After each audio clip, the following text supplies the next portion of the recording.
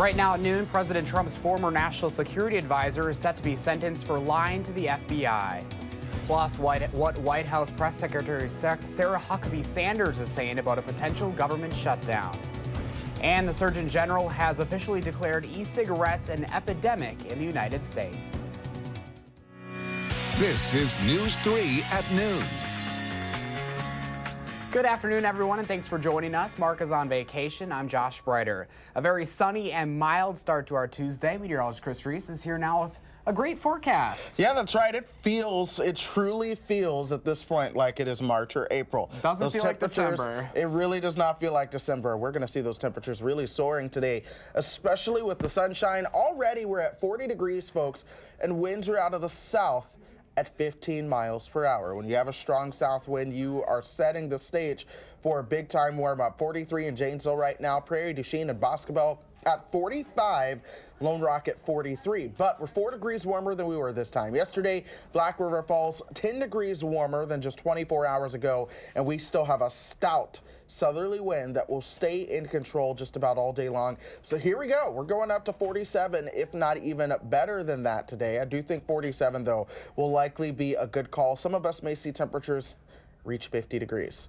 Wow. I can't believe it for this time of the year. We'll cool back down to 42 by dinner time, and then eventually overnight those temperatures will only fall to about 32 degrees with cloud cover increasing ahead of a cold front that comes through on Wednesday. Definitely a day to get outside. Yep, or day to travel.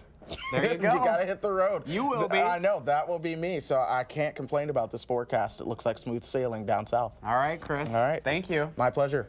We are continuing to follow the deadly outbreak of a severe form of pneumonia this noon. It has now killed 3 patients at UW Hospital. A spokesperson with the hospital says 14 people have been diagnosed with Legionnaire's disease. One of those patients is still in the hospital. The 3 people who died all had serious health conditions before contracting the bacteria, according to the hospital.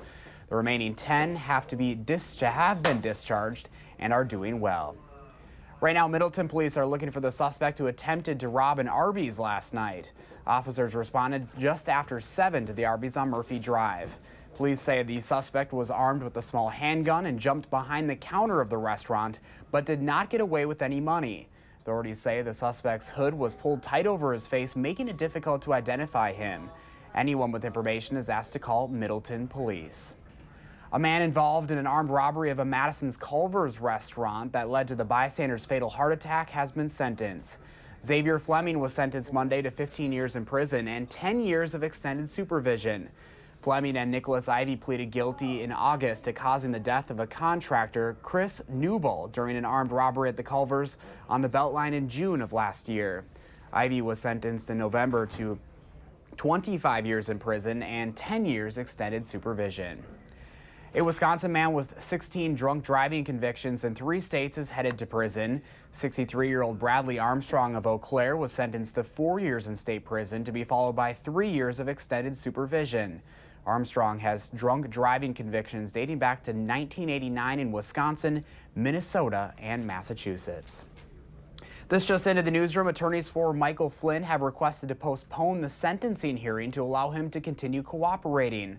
The retired general admitted to lying to the FBI about his contacts with Russia's U.S. ambassador during the presidential transition in 2016. Special counsel Robert Mueller recommended Flynn receive 0 to 6 months in prison because of his, quote, substantial assistance in criminal investigation. Flynn is one of 5 Trump aides who has entered a guilty plea in the special counsel probe. White House Press Secretary Sarah Huckabee Sanders says the White House is willing to work with Congress to avert a partial government shutdown. President Donald Trump has been demanding $5 billion to fund his long-promised U.S.-Mexico border wall, but Democrats have balked at giving him any more than $1.6 billion for border security. A shutdown could happen at midnight Friday. Sanders said on Fox News today there are other ways that they can get to that $5 billion. With one bill, she says, would provide $26 billion in border security, including $1.6 billion for the wall. Surgeon General Jerome Adams has officially declared e-cigarettes an epidemic in the U.S. E-cigarette use has skyrocketed among America's youth. According to the latest federal data, the percentage of high school-aged children reporting e-cigarette use in the past 30 days rose 75% from last year. Vaping among middle school age children also increased nearly 50%. Currently, more than 3.6 million U.S. youth use e-cigarettes, including 1 in 5 high school students. We know that nicotine exposure during adolescence can uniquely harm the developing adolescent brain, impacting learning, memory, and attention. The FDA introduced steps last month to cut down young people's access to flavored e-cigarettes, which is driving the epidemic. Officials say they will continue to crack down on stores illegally selling e-cigs to minors. A record 112 million of us will be traveling for the holidays starting this weekend, and AAA says we're seeing the lowest gas prices in about 18 months. In Madison, a gallon of regular is down to about $2.18. It was around $2.28 this time last year. That's just one driving force for people hitting the road this holiday season. AAA says a low unemployment rate and a stronger economy are leaving people with more money in their pocketbooks this year. Air travel is expected to be the highest level in 15 years, but most of us will be traveling by car, and for very good reason, especially here in Wisconsin. Gas prices are the big treat this holiday season. We're seeing the lowest prices not just of this year, but really in the last 18 months. And that's something that we expect is going to continue through this year-end holiday travel season. AAA says it's still unclear what early next year will mean for gas prices, with some recent changes made to OPEC. There's more to come on News 3 at noon. Next, let's see what Howard's working on in the Mr. Food Test Kitchen. Can't figure out what to get the folks on your gift list this year? We've got the perfect gift they're sure to love.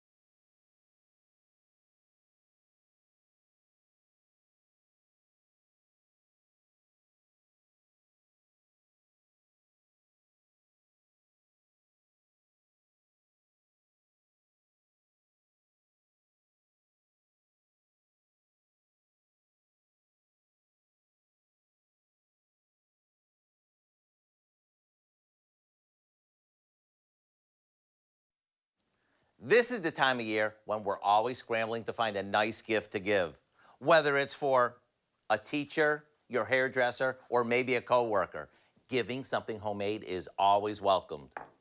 So let me share with you a recipe for our easy cake pops that are as much fun to make as they are to give. We start by baking a cake mix according to package directions. As for the flavor, We're using red velvet today, but feel free to use whatever flavor you like. Once it cools, we crumble it and add a good amount of store-bought frosting. After mixing it until it comes together, we form it into 1 to 2 inch balls, or whatever shape you like. As you can see, I'm forming these into triangles since I'm making some Christmas tree pops. Now we insert a lollipop or a craft stick into each one, and into the fridge they go to firm up. After coating them with some melted white or dark chocolate, we make them come to life with some decorating gel and our favorite candies.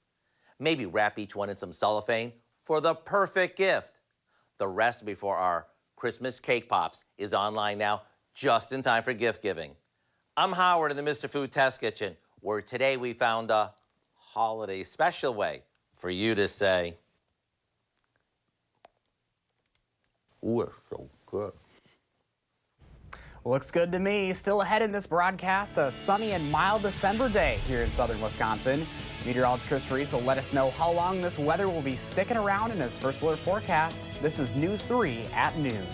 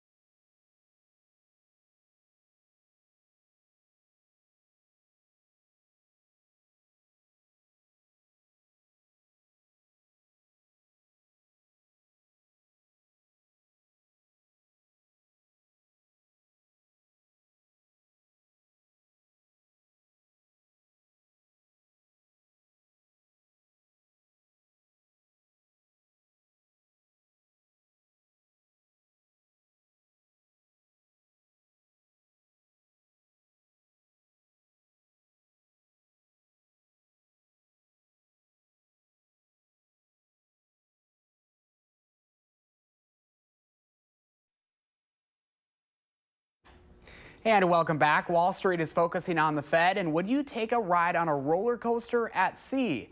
Diane King-Hall has today's Money Watch report.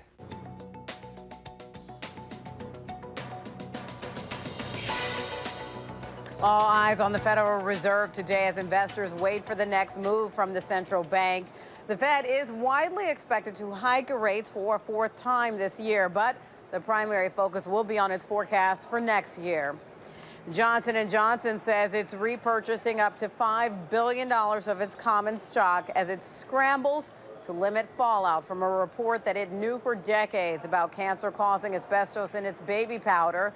J&J mounted a defense with full-page newspaper ads asserting it has scientific evidence its talc is safe and beneficial to use.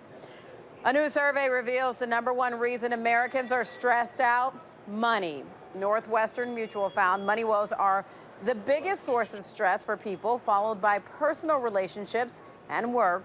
Research from the American Psychological Association matches that finding, showing money is the top stressor for Americans, regardless of economic climate. And Carnival is taking amusement park thrills out to sea. Carnival Cruise Line announced the first ever roller coaster at sea will be featured on its largest ship ever constructed, the Mardi Gras. The open-air roller coaster called Bolt will reach speeds of up to 40 miles per hour. Carnival says the coaster will debut in 2020.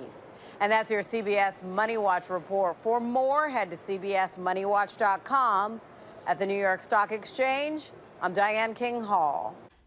And here's a look at the stock market this noon hour. The Dow is up 270 points. The NASDAQ also up 79. Time now to check in with Q106 Farm Director Pam Yonke. And Pam, I sure hope you've gotten a chance to get outside today.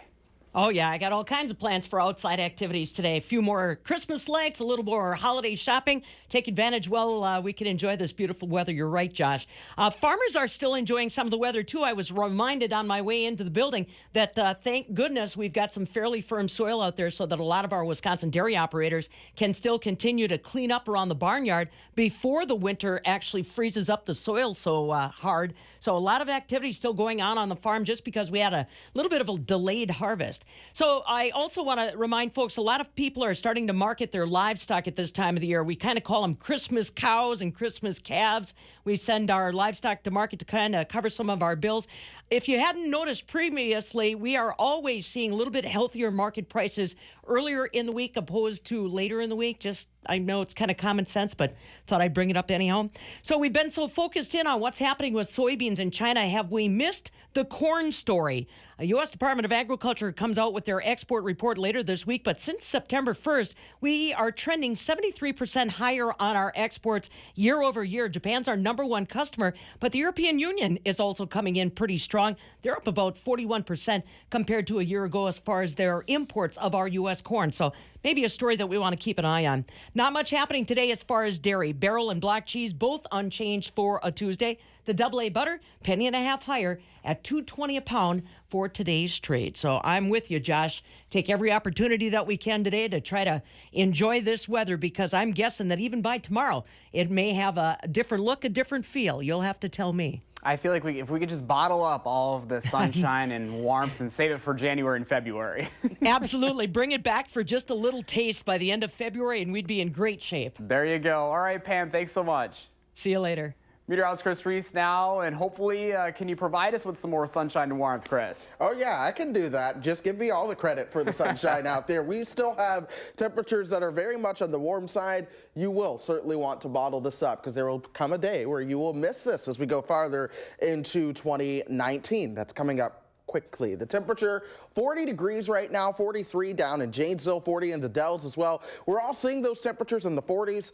Prairie du Chien and Boscobel, both at 45 degrees. So already some mid-40s are beginning to show up, but still plenty of sunshine out there. Winds are out of the south at 15 miles per hour. That strong south wind means you are going to have strong warming as we go through the day. We've continued to see that. Still seeing those winds out of the south for all of us right now. 13 is the wind speed down in Janesville, 14 the wind speed down in Mineral Point. You keep going towards the north, towards Camp Douglas, places like Westfield and parts of Marquette County. You are still getting in on certainly some much warmer temperatures and some breezy conditions. In fact, over the next 12 hours, expect temperatures to continue to climb some towards 47 degrees for the afternoon highs. By dinner time, we'll gradually begin to cool things down, but clouds will be on the increase as well. So we actually won't be as cool tonight as we've seen in some previous nights. In fact, let's go ahead and put this into motion. Here we are towards tomorrow morning. Temperature still 1 degree above freezing.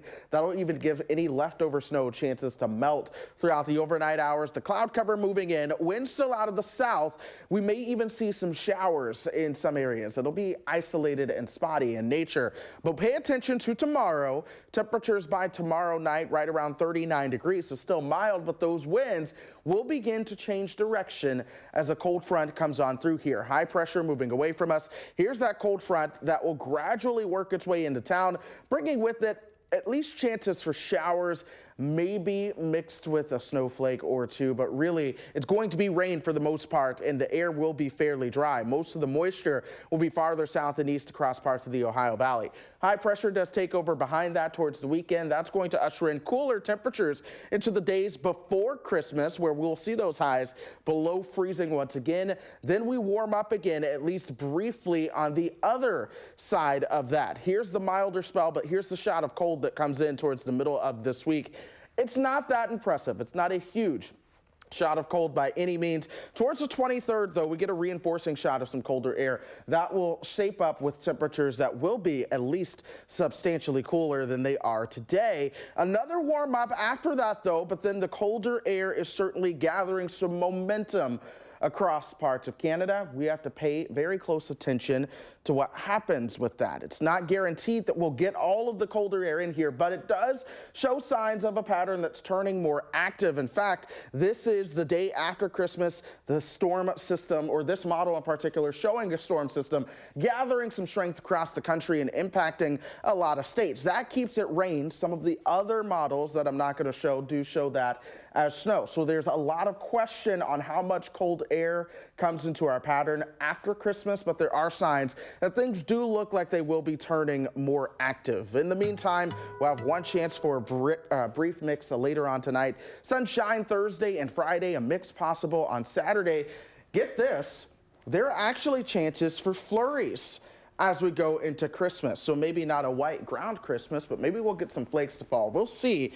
But we do have chances for a mix after that, as the pattern does look to turn more active. It's just a question of how much colder air we can get to filter back into this pattern. I guess even if we don't have a white Christmas, a few flurries would make it pretty A few flurries would make it helpful. I just hope they can hold off till I get back so I can see them while I'm here, but we'll see what happens. You know you're going to be gone. It's going to snow. I'm going to be gone, so I'm curious if that's going to end up being some surprise big storm while I'm not here, but we'll see. We will wait and see. All right, Chris, thank you. My pleasure. Straight ahead on News 3 at noon, we'll tell you how newlyweds in Florida are celebrating their marriage by giving back. We'll be right back.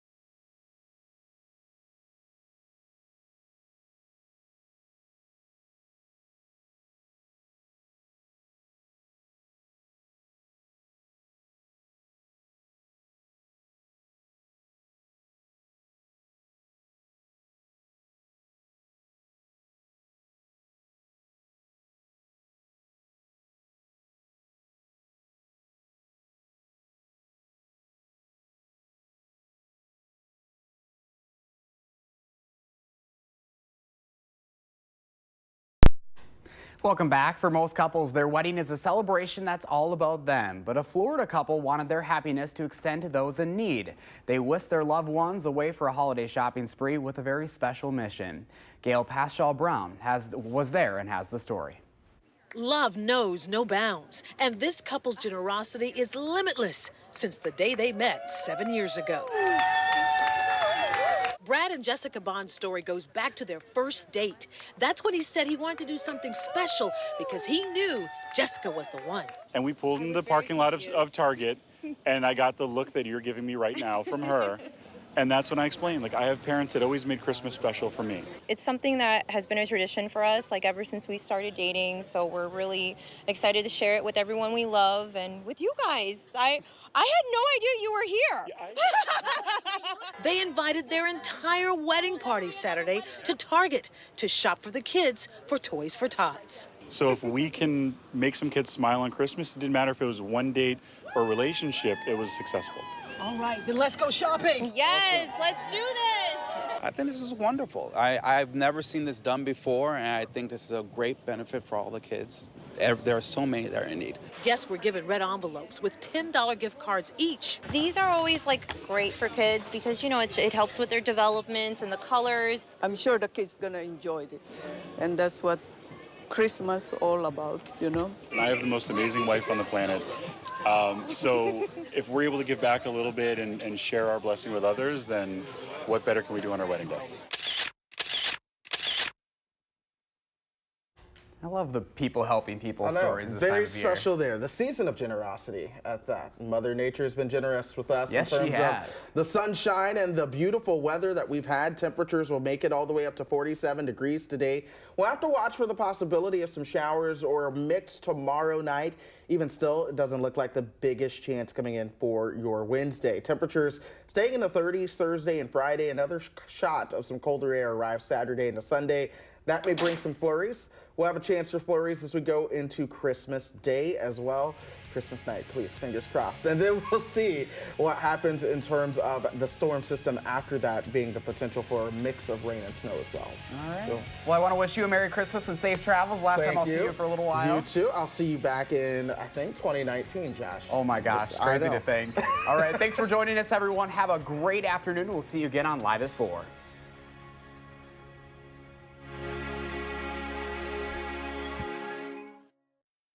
Making plans that are weather dependent? Get an accurate 12-hour, even a 10-day forecast. Download the Channel 3000 First Alert Weather app and start planning.